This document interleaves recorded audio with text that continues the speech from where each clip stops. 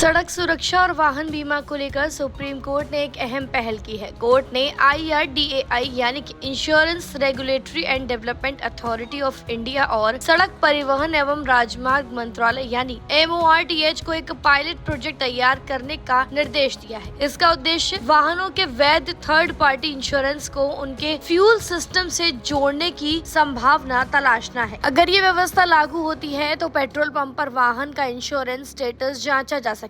बिना वैध third party insurance वाले वाहन को ईंधन देने पर रोक लगाने की व्यवस्था पर विचार किया जा रहा है। हालांकि सुप्रीम कोर्ट ने साफ किया है कि फिलहाल ये कोई अनिवार्य आदेश नहीं है, बल्कि पायलट प्रोजेक्ट के तौर पर सुझाया गया तरीका है। दरअसल मोटर व्हीकल एक्ट 1988 की धारा 146 के तहत सड़कों पर चलने वाले वाहनों के लिए थर्ड पार्टी इंश्योरेंस होना जरूरी है। इसके बावजूद बड़ी संख्या में वाहन बिना बीमा के चल रहे हैं। सुप्रीम कोर्ट ने इस स्थिति पर चिंता जताई है। कोर्ट के सामने इस मामले में दो अहम सवाल थे। पहला, क्या सभी वाहनों के लिए अनिवार्य थर्ड पार्टी बीमा के नियम का पालन हो रहा है, और दूसरा कि क्या ऐसा मोटर इंश्योरेंस सिस्टम होना चाहिए जिसमें थर्ड पार्टी रिस्क के साथ वाहन में सवार सभी लोगों को भी एक समान सुरक्षा मिले। सुप्रीम कोर्ट ने कहा कि अगर फ्यूल को वैध इंश्योरेंस से जोड़ने की व्यवस्था तैयार होती है तो इसके दो बड़े फायदे हो सकते हैं। इससे बिना इंश्योरेंस या बिना जरूरी दस्तावेजों वाले वाहनों की पहचान आसान होगी और वाहन मालिकों को समय पर बीमा कराने के लिए प्रोत्साहित किया जा सकेगा। कोर्ट के मुताबिक देश में करीब 30.48 करोड़ वाहन हैं, जिनमें बड़ी संख्या में वाहन बिना इंश्योरेंस के चल रहे हैं। ऐसी स्थिति का सीधा असर सड़क हादसे के पीड़ितों और उनके परिवारों पर पड़ता है। अगर दुर्घटना करने वाले वाहन का बीमा नहीं है तो पीड़ित परिवार को मुआवजा पाने के लिए लंबी कानूनी प्रक्रिया से गुजरना पड़ता है। खासकर सड़क दुर्घटना में किसी व्यक्ति की मौत या स्थायी दिव्यांगता होने की स्थिति में परिवार पर